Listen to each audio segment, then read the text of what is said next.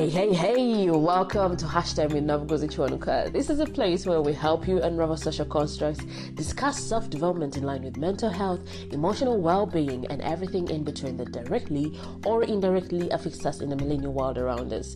If you are hearing my voice for the first time and are the kind of person who is not scared of being a better version of yourself, even if it requires you to contradict who you were 24 hours ago, consider this your virtual home. I am your host, Navigozi Chwanuka, a lawyer, founder, team lead of Equate Foundation, an addict and lover of insightful conversations, and a professional unraveler of social constructs.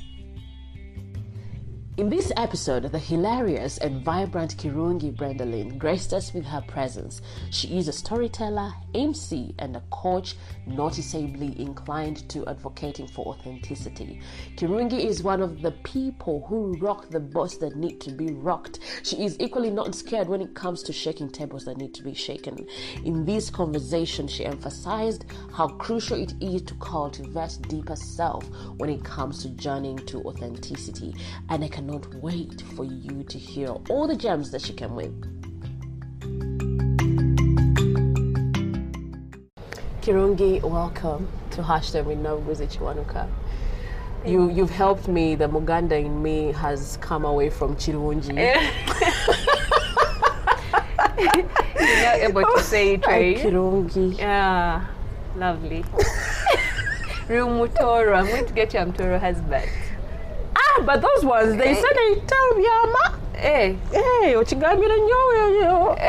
that one is for privacy. But they say those men, they go and tell things to the world. They eat things and they publicize. Actually, they'd be happy, they'd be excited. They're happy and excited. They can't contain it. They have to share the good news. Go forth and tell the world. Yeah. So welcome to my podcast. Thank you so much for having me. Finally. Finally.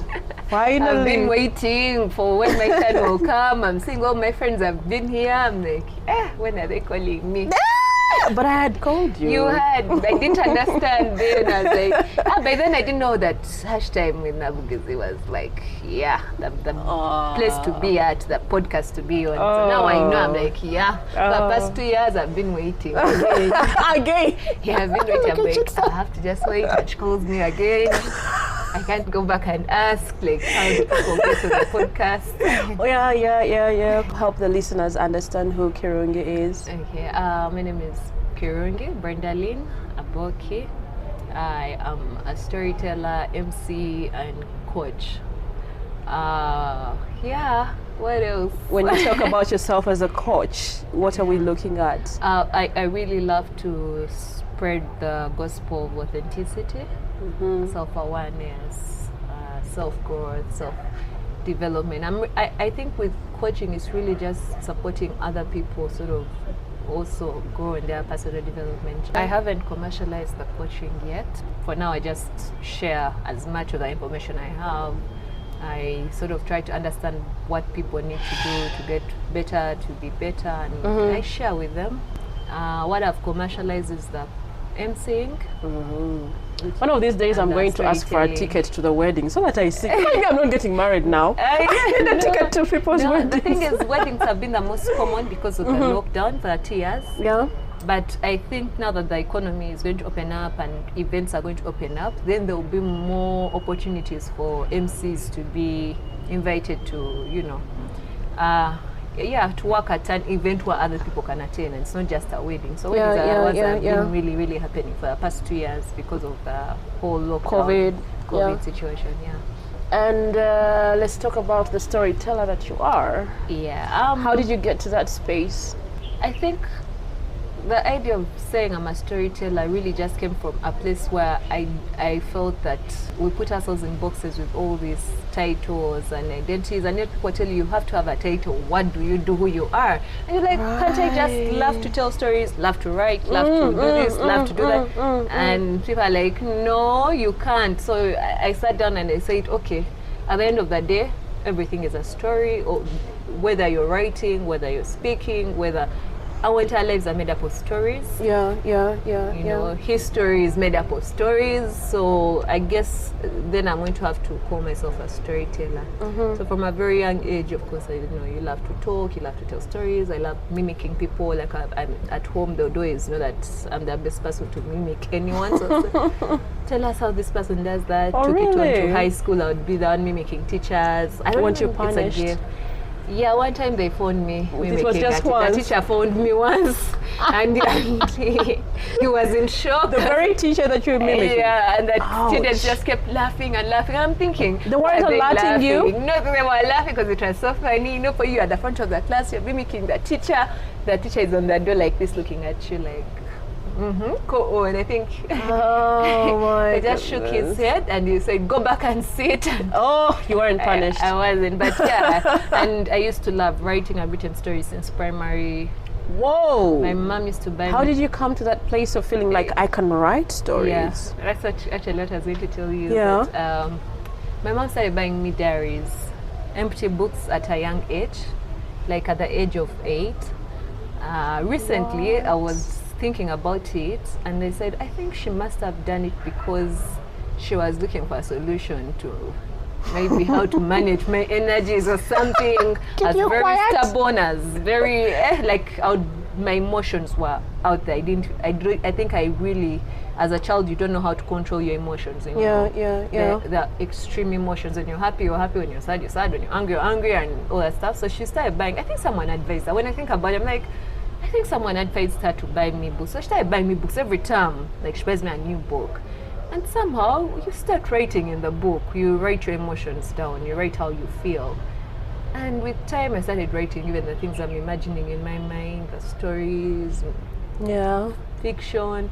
And I became so good at it. Oh, you even went into fiction. Of course, those were forged stories. They were from the head. So I used to call them fictions. They were like fictions now. Like they were not real. It is fiction, of course. That is fiction. But so I used to write.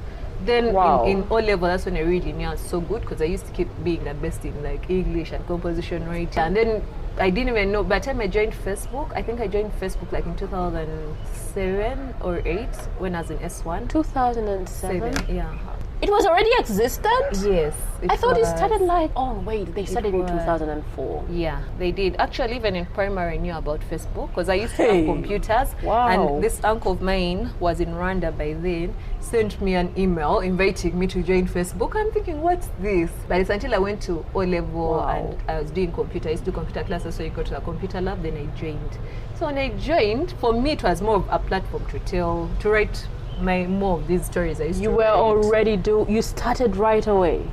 I You knew don't what know it at was what about? point I started, but when Yeah. you have words and letters and you have space, Oh, and you a have- cursor exactly. there. Blinking. It's like, okay, Like, what are you doing? what are you are doing? And Facebook had that thing of what's on your mind. So I used to literally, oh my God, when I was young, I would literally put everything on my mind there.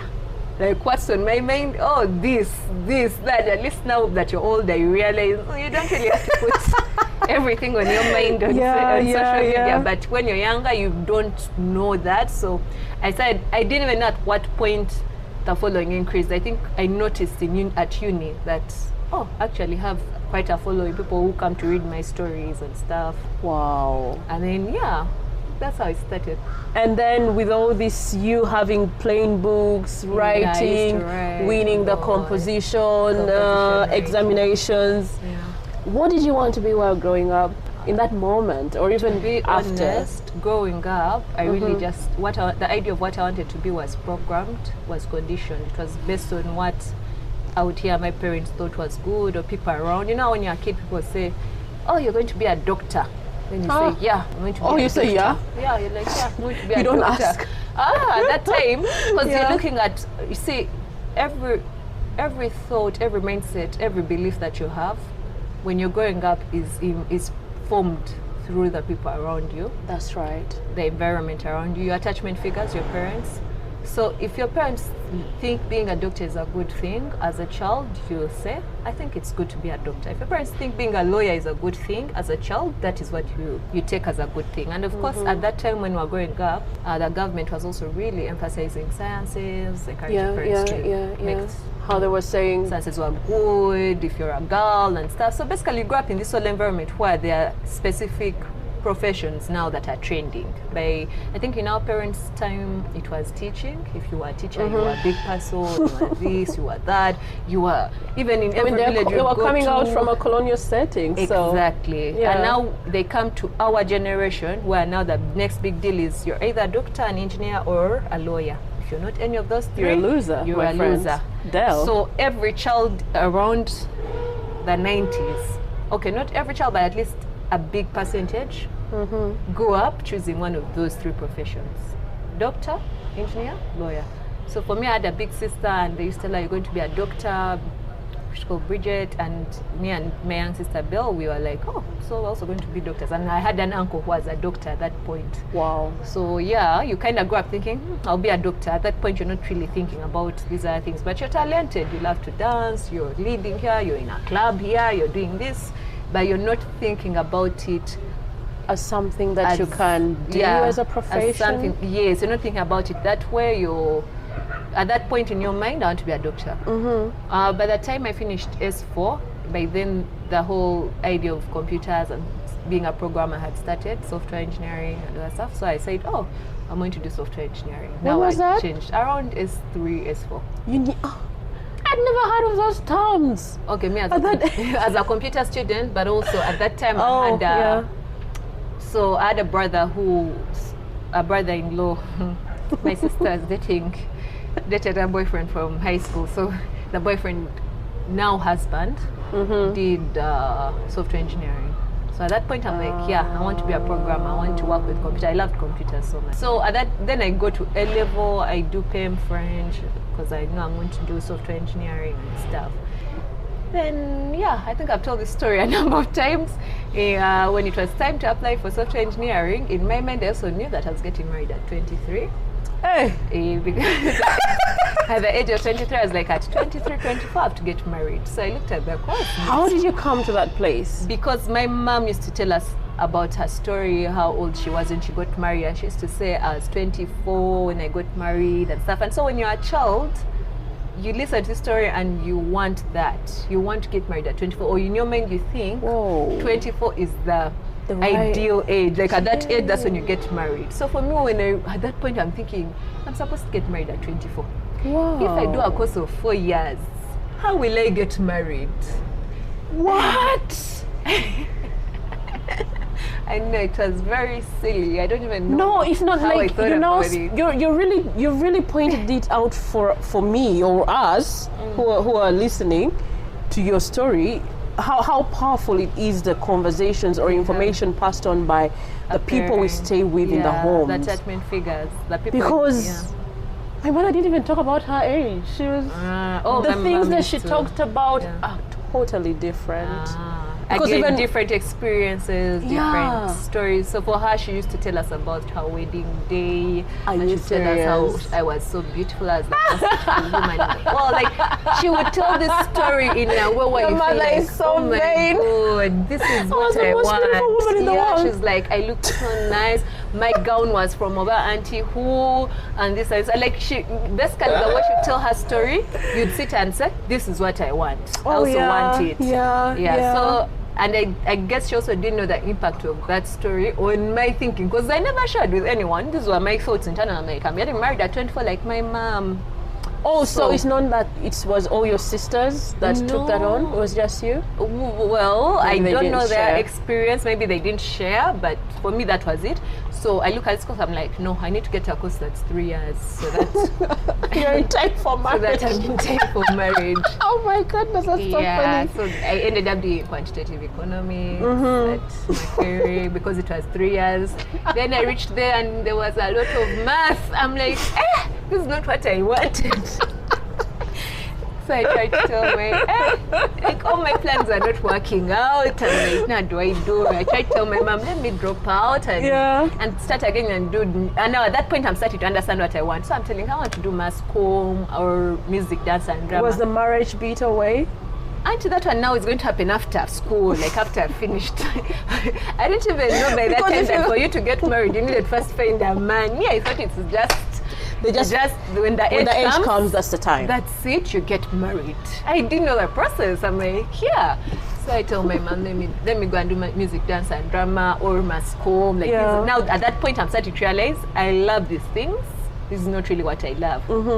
Yeah, and then my mother said, no, how can you do sciences and end up doing those courses? No way. Then in second year, I try again. I'm like, please, let me at least drop out and start with a course I can. I love. She's like, if you want to know you killed your mother, you drop out. As usual, African mothers. Yeah, pulled out that blackmail card. So, I'm like, okay, let me just do this course and finish it. Yeah. Yeah, so up to now, I'm not yet married. I guess I set myself up. Had I known, had someone told me that 24 is not the age, because 24 reached and I realized, hey, marriage doesn't work this way. Oh my goodness. I think, let me see, 2017 is how many years ago? No, not 17. 2017. How many years ago is that? About 5. 5? Yeah. And yeah, so I think I was supposed to get married at 23. You had also set your age? No, I hadn't, but the person I was dating at that time was like, when do you think we can get married? So I was like, I think at least a year after campus. So it was all set. Right. Here we are, friends. Waiting. Yeah. It happens. It happens. Then at that point now around university, that's when you start to get real understanding of what you want to do, who you are. That's when you ask the most questions. If you had questions when you were younger, now there are more in your mind. You're asking why is this like this? Why is that like that? And yeah, that's how you I sort of now go to a place of, the good thing when I graduated in 2017, and when I graduated, I was interning at that time with GIZ, which is a German agency. They put us on a program for a mentorship program. Yeah. And that was the first time I got a mentor who was also a coach.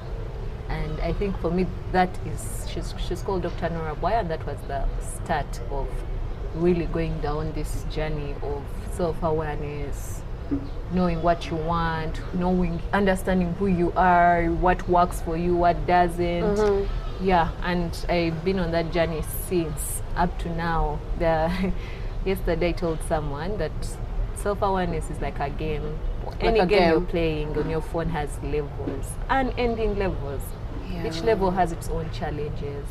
So if you finish level 1 and you beat the challenges of level 1, you go to level 2 and level 3. And you cannot go another level unless you conquer the challenges of this level. And some levels are simple and some levels are hard. Like some levels will challenge you even for days. Even if it's Candy Crush or whatever, there are levels you get to and you play it for days. You even ask for someone else, help me come and this level has refused. Help me play it. And the other person will try, but they may not play it for you. But then one day you don't give up. You keep trying. Then one day you pass that level. Then you're like, I've passed the level. So you keep going to the next level. So this journey of self-awareness, self-analysis, self-assessment, self-growth, self-love, anything, the journey of self is like a game. It has unending levels. Right. The only time those levels will end is when you die, and then that game is done. You're done.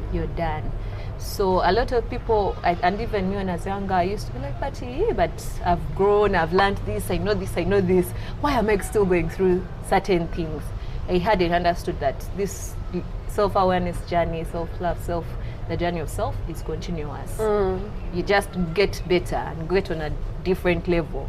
And the more levels you go to, that's the frequency you're at. Those are the people now you attract. Those are the people you know. So you start to understand things better. I was wondering, I used to wonder, how come successful people only deal with successful people? You will not find successful like person engaging and interacting with a person who's not at their level, they always do the same level. It's because those people have played that game and they've reached a certain level, and now their frequencies are at that level. So there's no way they're going to now keep attracting people whose frequency is still on level 2. It just doesn't work. It doesn't work that way. So yeah, I've been on that journey. It's a beautiful, bitter journey. Like, it has ups and downs, but I love it. I love it so much. Is it with the self-awareness? How did you end up being the MC? So with emceeing, I'd done it since I was young. Oh. Yeah, I'd done it. Young is like how old? Oh, I don't remember, but I remember I've held the microphone since, I don't know, like primary. I remember emceeing cousin Angela, cousin's baptism. What? And it just came to me naturally. Like, I would just hold the microphone and I'm talking. Natural. In primary, when I was at Lohana, I was the entertainment prefect in my times, and when you're the entertainment prefect, you're the one who talks during dramas and during parades and stuff. And it was just natural to me. I didn't know it was so easy. Throughout high school, I was the MC. I emceed all our socials, like social dances with Intare, with Barahai, with Jovok. Sunsas, when I went to Sunsas, I was the MC. Like, it was wherever just you coming went, to me, yeah. The microphone was just yours. It was easy, and I used to do it for free for family events, for different people. Just tell me, come and help me MC, and I'll go and do it for free and stuff. I thank God for those people because they gave me experience which I wouldn't have gotten. So eventually, after our first lockdown, my sister Belle calls me up and says, you know what, Brendalynn, you've emceed for so long. You need to start charging people. After the first lockdown? Yeah, because now at that point you're thinking, okay. That is 2020. 2020, you're thinking, now what do I do? How am I going? You know, a lot of the things, us were in the entertainment industry, events, creative arts, everything now is put on hold. Bars are closed, events are down. So you're thinking, okay, what next? So my sister says, you're a very good MC. I think you should start charging. So I said, okay, I'll try. So whoever now would call me and say, I have an event, I say, oh, now I'm charging this amount. I think people would pay. And so the whole of 2021, I'll be recommended. One person will say, yeah, that you do one event, they recommend you. And again, like anything else, you have to market. So those are photos you see whenever I do an event, post the photos, be in people's faces so they don't forget you. because you being an MC, even if you're good, doesn't matter if you're not, selling yourself. You're not pushing yourself. It's not just even an MC. I think it's for all businesses. All businesses, yeah. Like, because there are so many other people who can do what you do. So we don't care, but we're going to look out for a person we remember. When people are in a room discussing, which name comes to them first? The name that's pushing, that's throwing themselves in your face and stuff, So I figured if I'm going to do this, I need to now adjust and start talking about it. Right.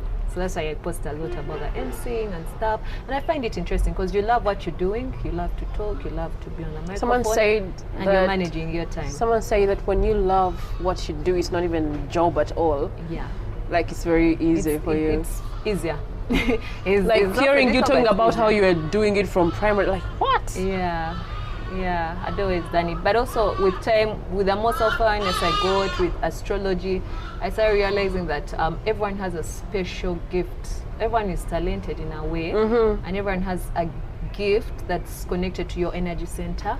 And mine was based on the throat chakra or the throat energy center, like the ability to speak, to communicate, to reach out to people and stuff like that. So that's the gift. Then for other people, it's their minds, the way they think, they're visionaries.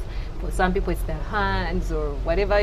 Well, when you get into learning about yourself and understanding a lot of things, it now made sense why it came so naturally, because that's the area in which you're gifted, and that's the area you're supposed to grow and build and follow your path. You didn't even have to be convinced.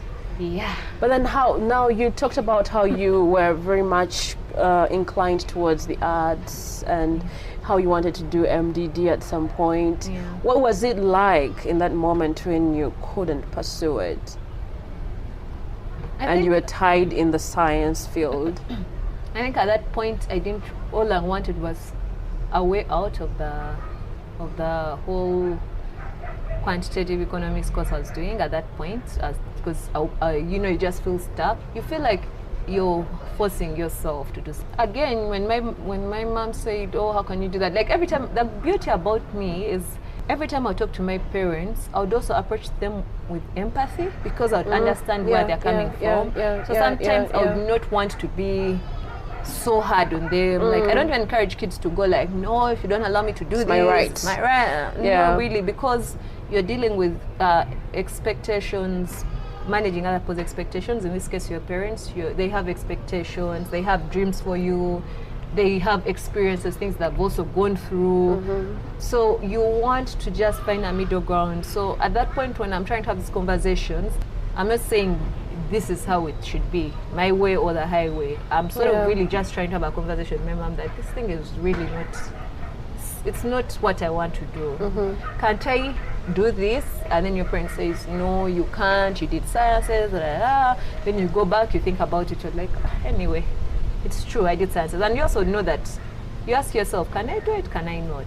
So you've talked about how you did not want to just throw yourself at your mother, telling her it is either this or the highway. You were considerate of what they wanted for you or what they might be going through when it comes to maintaining you in school. And you don't just come out of the blue to be that kind of person. It's either because you didn't get that or because you got that. So is it because of the way how your parents communicated with you that you came to a place of compassion when you're trying to communicate your needs? Thank you for that question. It's a very, very powerful question. It's a question of what exactly do we get from our parents that we apply. I'd like to approach it in two ways. The first one is really scientific. If you understand emotional intelligence or anything to do with emotions, there's actually a part of your brain that's just responsible for that, for empathy, for compassion, and for all these things. Now, this part of your brain gets developed while you're growing up. And a lot of it is influenced, the development of that brain, full development of that part of your brain that's responsible for empathy and compassion and just being able to put yourself in other people's shoes is also dependent on the environment and the things that are happening. They don't necessarily have to be of compassionate nature. Some people grow up in environments where things are so bad and they decide and say, I don't want to approach life this way. Exactly. Then other people grow up seeing it and they say, yeah, this is what I want to do. And so that part of the brain keeps getting better developed. So there's now that part. Because the reason I explain that is that sometimes you see it in children, young babies, young kids, and you see the different responses. There's a child who will be very empathetic. If a fellow child falls, she will run to them, he will run to them. They'll try to put themselves in that child's shoes. And there's another one who will see it and be like, I don't care. I'm going for me. Yesterday my little friend fell and they asked the little brother to tell her sorry. Like, no. And no one is teaching that. The parent will probably say sorry and the child will say no. No one is teaching that child that. So the question is, at what point are these children learning that there's empathy, there's compassion? So I want to believe that a part of it is really, again, scientific. And for me, the way I understand science is, at the core of science is spirituality. So it's emotional intelligence is first before you even, just like intelligence, it's really you. Okay, that's smart, you know what it is. So emotional intelligence is you're born with a certain amount of it. However, it can be nurtured. Now let's go to the second part. That was the first part. Now the second part is really based on again, the environment, attachment figures, like we're saying, that you probably see how your parents communicate, how the people around you communicate, then you communicate that way. I think that part doesn't really play, I think the other part plays a bigger role. In my opinion, I'm not sure, but I think the other part plays a bigger role because you could find a child who has attachment figures or guardians who are horrible and they're rude and they don't care and this child is just so different. So either the environment influenced them to think I need to be different, or I don't know. So that's my thinking. So I'd like to think that it's both of them play a role, but the other part is either you're born that way, you're born with a certain level of emotional intelligence, emotional engagement, and you nurture those parts, and then you start to be that person. You communicate better, you think about other people, you think about what they are thinking, you try to understand where they're coming from and things like that. So yeah, that's what I think. I think it's really based on who you are and what you nurture. Yeah. Do you think it's also powerful how parents communicate with their children? Very, very, very. So because you've told me about this thing of her telling you about her wedding, you know? It is. So you see, we have the subconscious mind and conscious mind. Right. The subconscious mind of a child is developed between the ages of 0 to about 7 years of age, or about 14, okay? Because we're still young. And most of the influence of this subconscious mind would be from the parents or the guardians, or what you call the attachment figures. Yeah. The beliefs, the things they eat, the things they think about, everything basically being passed on from these parents. Of late, I would like to think that the subconscious mind of a child is being developed in a shorter time, because now the kids are being exposed to the internet.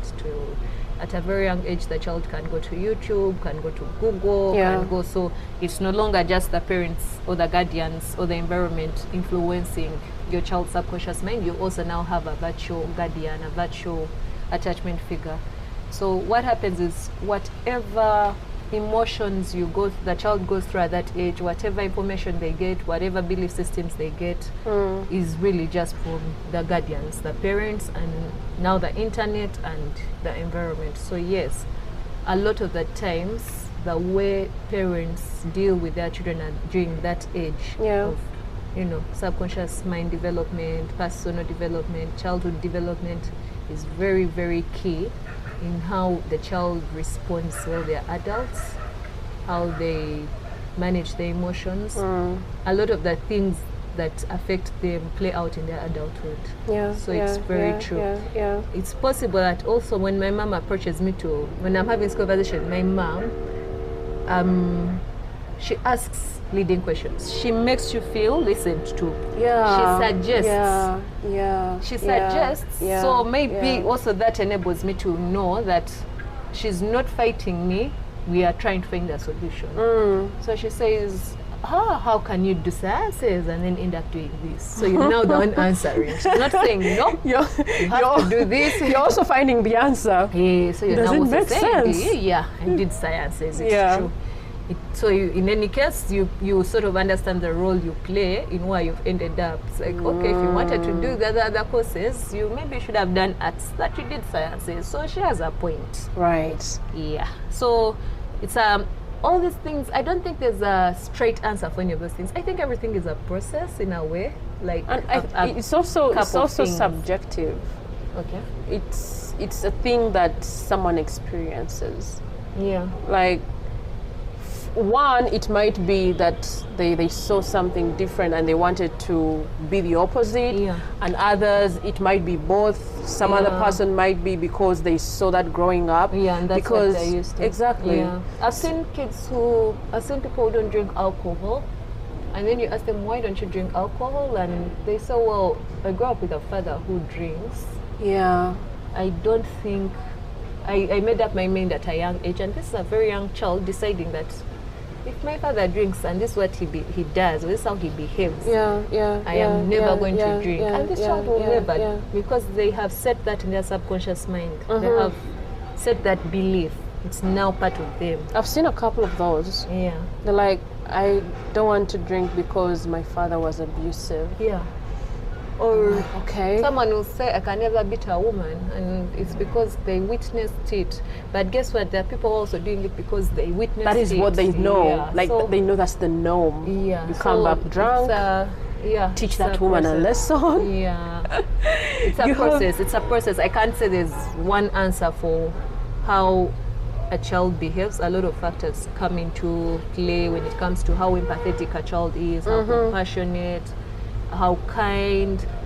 There are all these factors playing into the child's life. However, the reason I insist that the biggest factor is mental and is in your mind and your body function is because I believe that the power of the mind has the ability to, you know, transform and reprogram the way you think, the way you see life, the way you approach it, the way you... It's an issue of thinking and deciding. This is not what I'm going to... I used to do this, I no longer want to do this. And your mind collaborates with your thought. It aligns. You align your subconscious mind with your conscious mind, and then you decide to start living a certain way. You decide to start doing things a different way. So I want people to not really entirely rely on the idea that everything I am is based on my parents. Yeah, There's your parents played a role, However, that role is done. So the question is, okay, now that you know what's up. And now that you know what's up, are you going to keep stop creating excuses? Yeah, you're going to keep saying, oh, I'm like this because my parents are like this. Oh, you know me, I grew up poor, that's why. Okay, it's okay, all that is okay. But that is why I'm embezzling money. Exactly, like, all of us grew up not so rich, but we decided we are going to do things differently. So yeah, I guess it's that. It's like a mixture of both. But at the end of the day, it's really in your mind. It's your brain. It's your body. It's you to decide and say, this is the life I want to live. You've come to a place of telling truths, hard truths. What inspires you to come to that kind of person? Because we are really tied in a society that is really pretentious. We would rather cover up stuff and gloss over things. But then, hey, Kirungi. You're pronouncing it, I like it. Kirungi. Wow. Sometimes I see that post, I'm like, hey, God. Yeah, like how she did it. How did you come to that place of telling your truth? I think you can only come to that place after you're honest with yourself, like truly honest with yourself. And being really honest with yourself is not so easy. Some people would rather not, because it's a lot of work, internal work you have to do. Yeah. And I think, again, I told you how my self-awareness journey starts in 2017 with a mentor, and I keep now trying to understand a lot of things. So for me, I've gone through the furnace of truth for myself. The furnace of truth. Yeah, for myself first. So, and that's why I'm very big on authenticity and authentic living as a lifestyle, because at the end of the day, the truth sets you free. Like, it's for real, it really does set you free. So a lot of people are prisoners of truth, like you're in a prison of your own truth, because you don't want to you don't want to think about it, you don't want to accept it, you don't want to face it, so you're not free. So a lot of people, I think for me, I just go to that place of, I sit down and I go through conversations with myself, I journal, I understand, why do I behave this way, why do I respond this way, why do I react, why did this trigger me? Assessment. I assess myself and I go back. And sometimes I go back into my childhood, and sometimes you don't want to go back there. And but that can be sometimes painful. It's super painful. It's painful. It's heavy. You can literally feel your heart break when you discover truth. Like you feel it. Yeah, like there are things that hit you, and your heart breaks. Like you feel it. And I used to think hearts break only from boyfriends. Until I realized I am the master of my own heartbreaks. So you go through that process and you get to the bottom of things for yourself. And when you go through that process a number of times, you now get to a place where you start to take responsibility for the role you play in the way your life turns out, in the things that happen to you. I think the role you play is very powerful. Like it's easy for us to keep projecting what's on the outside, like this person did this to me, but what is on your inside? What role did you play in this? Why did this happen to you? I mean, it's easy to blame everyone else, but what was your role? You definitely played a role. So you get to the bottom of this truth, and for me, again, I'd encourage people to make it a practice, make it a lifestyle. It's not a one-time thing. It's a process, like the whole game analogy. Like you get done with this truth and this level, you're like, whew, that's a lesson learned, I passed that one. Then the next one, you're like, I have to face this one as well. And then it's a whole process, you just keep going through it. And the more you learn, the more you understand certain things about yourself, the more empathetic you are about other people, but also the more subtle you are when you're delivering certain things. So if you notice, I try to use a lot of humor even when I write on my social media. I actually want to communicate something very, very serious, but I know that it's not easy for people to process. So I usually use humor and hyperbole, and I like to use a they're called what? There's a word for it, but why you use yourself as a subject of what you try to communicate. I don't know if you've noticed, it's a style of writing I do, or a style of storytelling. It's called self-something. So basically what you do is you want to say something, make it about yourself. But you want to tell other people. You want other people to learn. But you make it about yourself. People easily connect with that. Yeah. Because they want to see you. But also people don't want to be judged. So you don't just come out and say, you're doing X, Y, Z, you're this. Then people are going to say you're self-righteous. You think you know it all. You think you're special. You think you know you're the best and this. And so they're not going to, even when your intention is to pass on the message, this message is not going to be passed on. So I mastered the art of using myself. I can create a scenario where I'm the victim and I'm also the hero and I'm also the hey. I think you have all the stars. Yeah, but for me again, I have a skill of writing and storytelling, which I've worked on over the years, like I told you. But then at the end of the day, the question is, are you able to communicate effectively what you want to communicate? I'll give you an example. The last post I put where a young man was telling me, "Oh, you're very beautiful. I think you get so many applications every day." Did I see it? Yes, I think you saw it. And then I say, "Oh yeah, I'm a beautiful and smart girl," and the guy says, "Yeah, I saw it. I'll be so insecure whenever you're not." I saw it.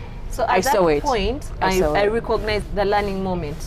That at that point, I want people to understand that you being insecure about a girl you like doesn't mean it's okay. It's unhealthy. It's actually your problem. Like, you being insecure is okay, but the fact that you used whenever you are not with me, you could be insecure, but at a healthy level. But the moment borders toxicity. Yes, you understand. Because the moment you're aware, they're calling you all the time. Meanwhile, some women are like, that's romantic. He's always thinking about me. Because they don't understand it, and it's so easy for anyone to fall. Like, it's so easy for you to say that at the beginning and ignore it because you think it's a version of love, and yet it's not.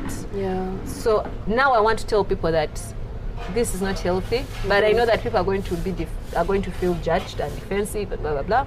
So I make it about myself, and I say, well, I really don't think I'm going to get married if I continue responding this way, and I make it funny. I'm like, but my name said it's my yeah. So do I really want this to be my yeah? So it's like I was I'm the one to blame. I'm like, really? And yet I'm the same person who responded with, you need to heal and all that stuff. But I'm saying I want to communicate something, and someone who's smart, someone who understands will get the message.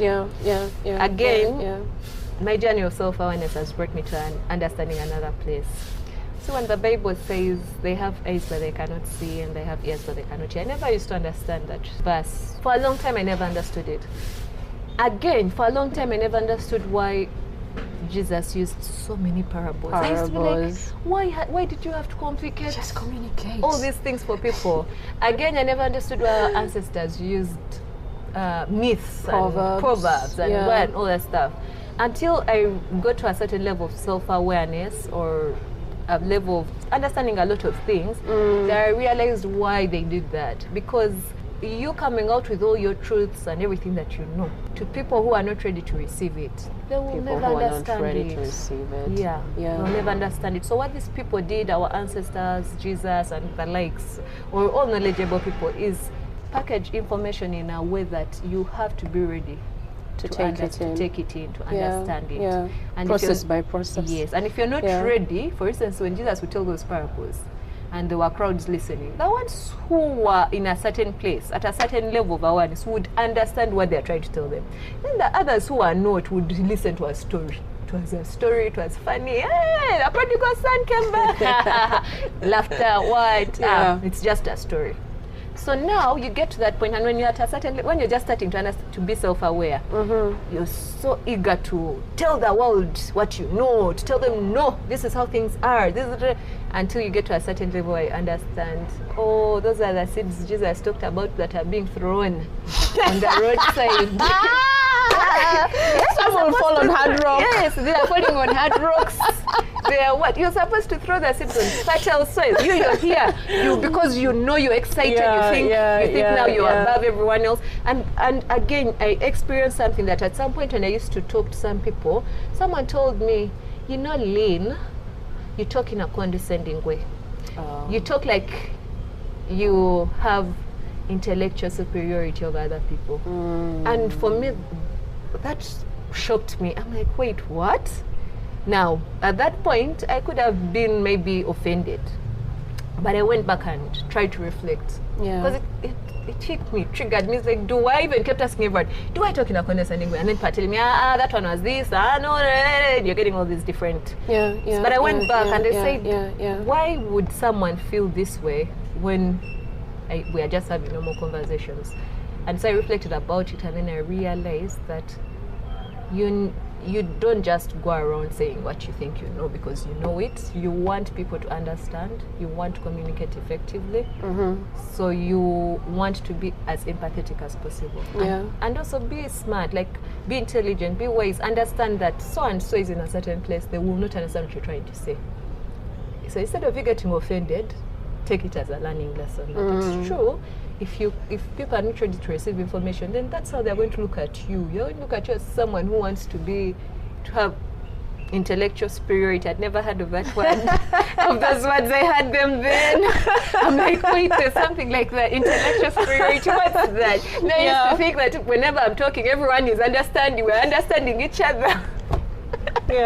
Like I'd never thought that. I'd never set out to have a conversation and say, I have to be superior in intellectual. I'm like, what? Intellectual what? But I'm like, okay. I said, okay, still, I need to understand why this person felt that way. And so lately what I do is I'm more empathetic, like with conversations. I'm trying to understand where people are coming from. And now I get to a place of, this person is not ready to hear some things from me. They're not ready. And so I'll not have conversations. I'll not bring it up, or if I bring it up, I'll use a story or a proverb or something that's not direct. Because if it's direct, it's too much information. Intellectual superiority. Look at yourself. So like I'm at that place. And when I look back at my journey from 2017, I've gone through so many phases, in that sometimes I sit with people and I can tell which level, which phase someone is in the journey of self-awareness. There's that phase when you've just started, you want everyone who cares to listen should know what you've discovered. It's exciting. It's exciting. And then it hits you. You get to some point and realize you didn't know what you were saying. You hadn't yet understood. And now you get to a point where now you understand things. And now you're very selective of who you're sharing these things with. You take time to understand the energy, you take time to understand their level, which level are they at, which frequency are they at. Are they at a point of taking this information in, are they not? So with all this that you've talked about, or the things that you've experienced, especially the part of self-awareness, how do you take care of your mental health? You have very good questions. Look at yourself. Your questions are very deep. Get out. Deep questions only. Okay, at least ask me what my favorite food is. My best color. We shall do it after. I imagine it's black. Now I understand what hashtag means. Hashtag. Because every question comes and you first get hashtag. Let me first take some time off to think. That's a very important question because lately I've been very intentional about how I recharge. So in the start, and I used to think, of course I would take time off. I think I discussed with you how sometimes I would go off social media because I'm trying to recharge. Then I usually love children. They recharge me because children have this just pure, authentic energy. So when you're around them, you charge. I told people that children think they need us, but we actually need them. Right. Like, they don't know that we need them. They don't know we use them. We use them to feel better, to recharge. We sort of just tap into that energy of theirs. And yeah, I do that when I feel like I'm on the low. I go and I find children and I do it. And sometimes I was sharing with someone that, I when I feel my energy is drained, I look for children and I spend time with them. And the person said, Michelle Obama used to do that. He said, oh, I didn't know. You mean I'm doing things for first ladies? Oh my goodness. Yeah, my God, Michelle Obama used to recharge. I'm doing things for first ladies. Hey, I'm like, hey, I'm doing things for first ladies. Then it must be. That's right. Tigwebeda first lady okuleche. Osidike. Oh my goodness. Yeah, so I used to go through the children. I'll try to sleep, or I try to just have me time. However, in the last few months, I've been rethinking that strategy, because then I realized that much as I want to recharge mentally and so on, it's a lot of things I would do are very external, like either go and dance, or I would look out for my sisters, because my sisters also recharge me when I talk to them. So I would call them like there's a whole crisis, then talk to them. At that point, you don't even care what they are doing. If they are busy, you feel like they just have to just be there for you. And then after, by the time you finish a conversation, you say, oh, I feel better. We all have those people. Usually those people where people meet me, we talk, and they say, I feel better after talking to you. What does that mean? They plugged into you while you were having a conversation, and they recharged. And now their battery's full. But guess what? Yours is now depleting and going down and down. Exactly. So the question is, how do you charge yours? So over the past month, I was thinking there must be a source of energy beyond the external. Yeah. You know, now when people say look to God or the divine or the universe. So the question has been, how do you tap into that source of energy? Yeah. You know, internally. Yes, that same source of energy could be in other people, but it's also not very sustainable. I mean, what if those people are not there? What if you can't access? Now children are back to school. What if you may not be able to access your nieces and nephews that usually rely on because they're in school now? What if your sisters, sometimes you call your sisters and they're busy. They also have their own lives. They have family. And you notice like they want to go do other things, but now you're here and they know you might feel bad. So they are just, it's like you're blackmailing them. Blackmailing. You're holding them hostage. Like, and a lot of times we hold people in our lives hostage because we become dependent on them to recharge, to what. So if you hold a person hostage and a person knows Bananga if Brendalynn, if you don't listen to her. And all these things. So I've been rethinking that whole process of my mental health. Yes, there's the journaling, but then how do you create something sustainable? How do you tap into that unending fountain of peace and love and energy? And will you always have to go off social media? It's not sustainable. In an era where I need to market, an era where you're communicating on there. WhatsApp now, work is on WhatsApp. Like there's a work group, your boss is communicating on WhatsApp. And so this for me I reached up and realized it's no longer sustainable. Yes, me time is good, but me time has to have some sort of working formula for you to balance the actual world and your inner world. So I've been rethinking that, and lately I've been using sleep therapy. So I'm calling it. How does that even work? Thank you, because it's it's something it's a term. I don't know how other people are using it. I know I'm using it in my mind. So I'm not going to lie to you that this is the definition of it. No, but I've set out to do reprogramming of my subconscious. Because I noticed that whereas we do a lot of work in the conscious everyday life, we rarely set out to reprogram the subconscious. And yet the subconscious mind is the program that runs us during the day. When you're not sleeping, your subconscious is running. So everything that you took in while your subconscious has been developed over the years, all the beliefs you have about yourself, about people, all the things you think you know, your subconscious has taken in, and that is the program that runs. No matter how much you come and tell us, you know, I'm this, your subconscious is like, you're lying. That's not what you think of yourself. Yeah. So, and a lot of times, because the subconscious is the one running, and your conscious self runs out of battery. And once the conscious self runs out of battery, guess who comes into autopilot?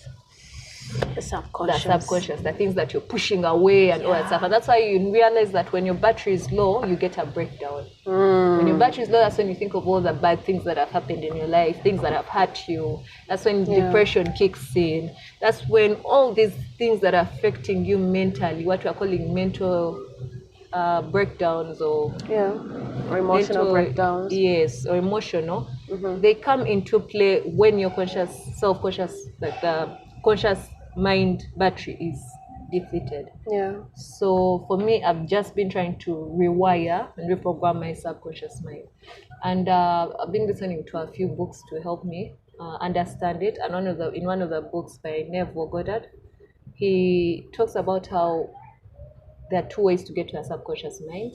That's through sleeping and through prayer.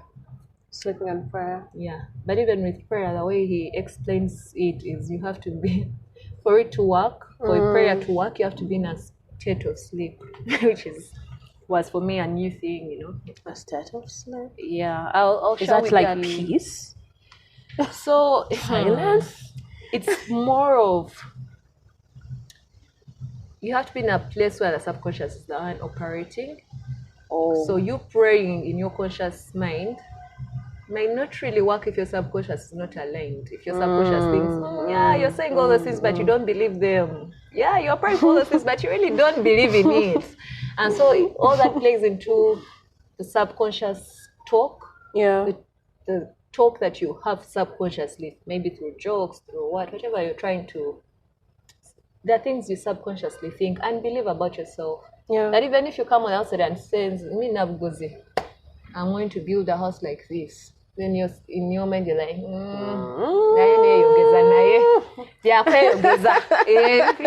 did someone says, did you mean that?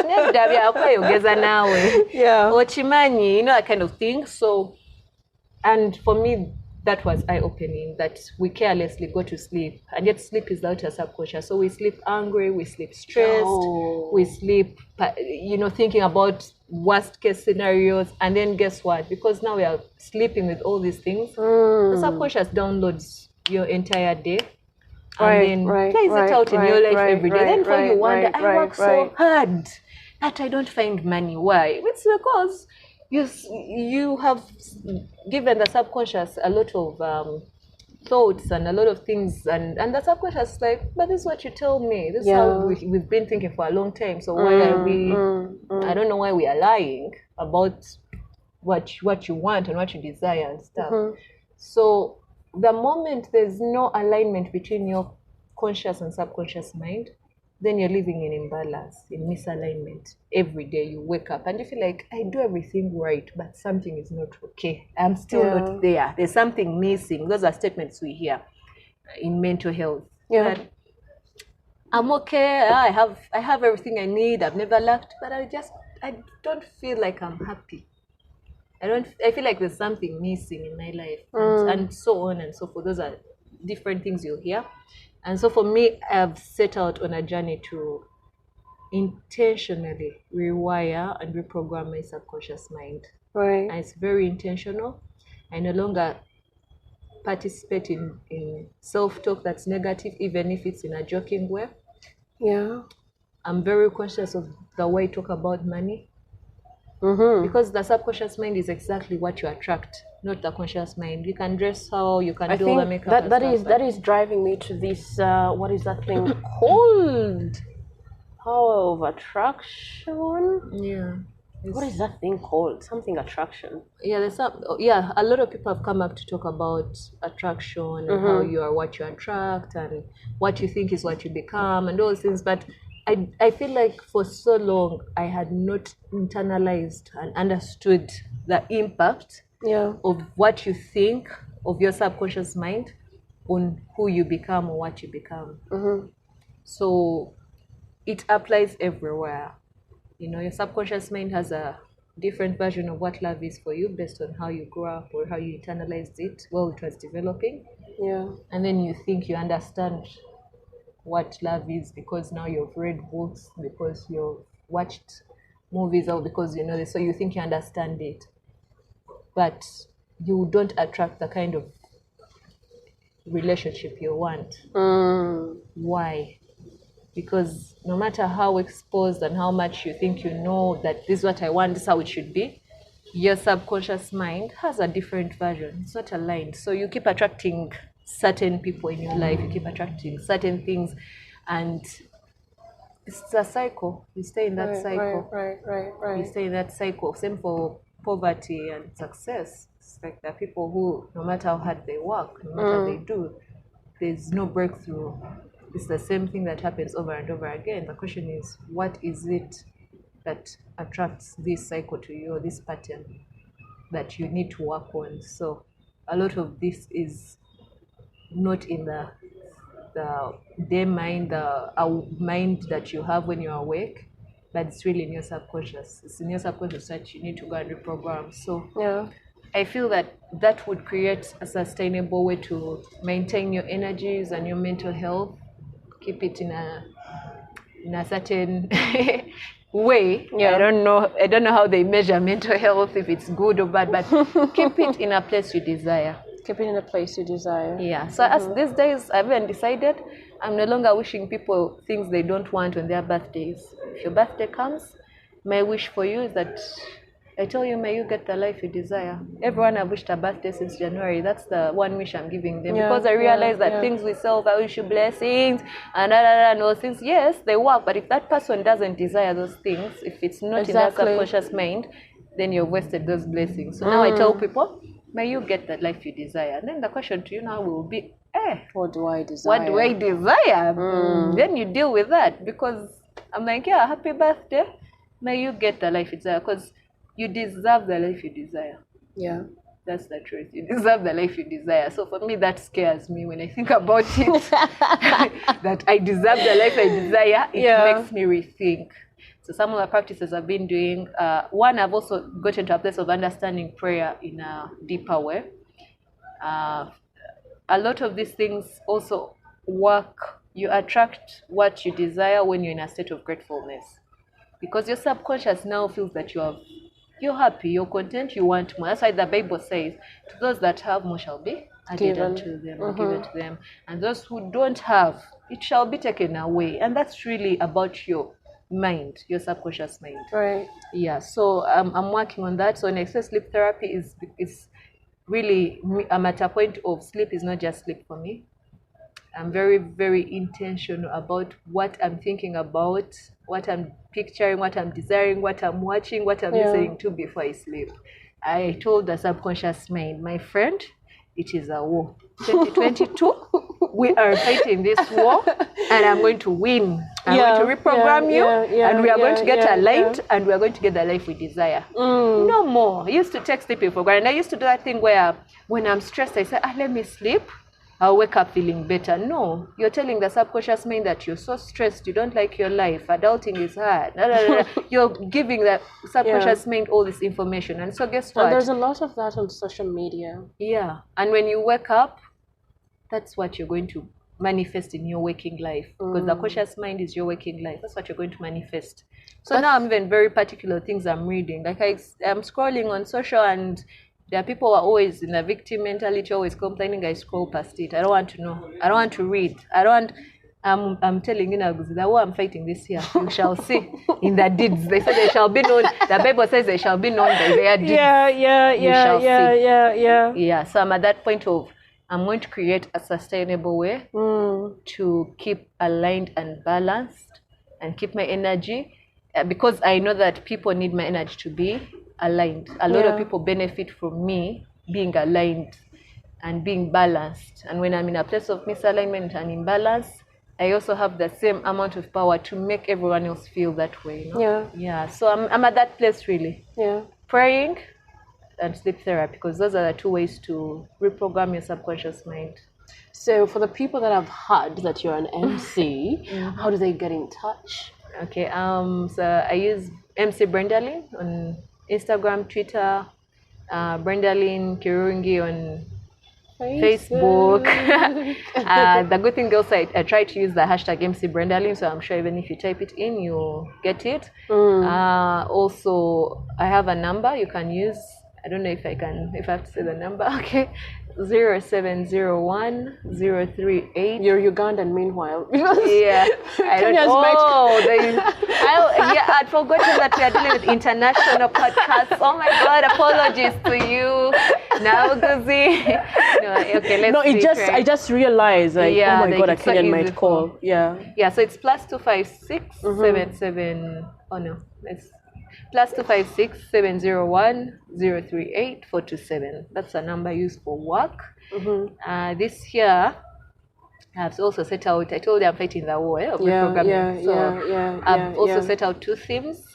The first theme is execution, because for a lot of us creatives, we are really, really good with ideas, but we get challenged at the execution bit. Yeah. And the execution, and then a healthy lifestyle, an all-round healthy lifestyle. But again, that one is also because you have to be aligned and balanced for you to live an all-round healthy lifestyle. One aspect of your life, be it financial, be it relationships, be it family, be it social, one aspect of your life can throw you off the... Right. Yeah, and then you're misaligned and you're imbalance. So I'm really now on that whole all-round approach to life of, can we create internal alignment so that it can just go into all the different aspects of my life. Yeah, and also to just have fun. Life is short. Have fun. Yeah. Do all those things that you think you wouldn't do. Try them. I won't mention them. Many people like those things. But try them. Try those things. Yeah. And maybe my last words is, be in the practice of asking, you know, now, because when you're young, you hear old women and old people, like, we ask them something, they're like, God, why are you like this, God? How did you get here, God? I used to be like, but these people also can lie. For you, everything good, there's nothing. You don't do anything. What do you do? Everything of yours is good. How did you get this good? How did you do this good? Yeah. And I never used to understand it when I was young. But now I grew up and I understood that it makes sense that you call upon the divine, hand in everything you do. In everything. Like, ask God to have divine experiences, because that's the only thing that makes you stand out. Everyone else is capable of doing what you can do. Everyone else is capable. Even in your relationship, someone else is capable of being a better person for your person. I'm started shaking tables now. We had avoided that. Oh my goodness. Yeah, like even at work, whatever job you're doing, someone else is capable of doing it 10 times better, but you're there. Yeah. You're the one doing it. So I ask God to have divine experiences, and ask God to have divine experiences in everything, be it sexual. Yeah. Like, a lot of times we don't even consider that you need to have divine sexual experiences. You need to have divine relationships. You need to have divine engagements when you're going to talk to people. I tell every morning now, I say, I ask for divine engagements today, that everyone I interact with can live feeling better, or live transformed, or learn something, or bless you, or can be blessed, and something like that. So yeah, I now understand why when you grow up, a lot of things are really good, because there are things that happen to you and you won't explain them. You don't understand how they happen. You don't understand, you're able, you go through a month and you don't know how you did it. So it's really good. At the end of it all, it's just good. So yeah, that's my last message. Thank you so much for your time, for the gems that you've been spilling. Hashtag with Navugazi. Thank you. Thank you for hosting me.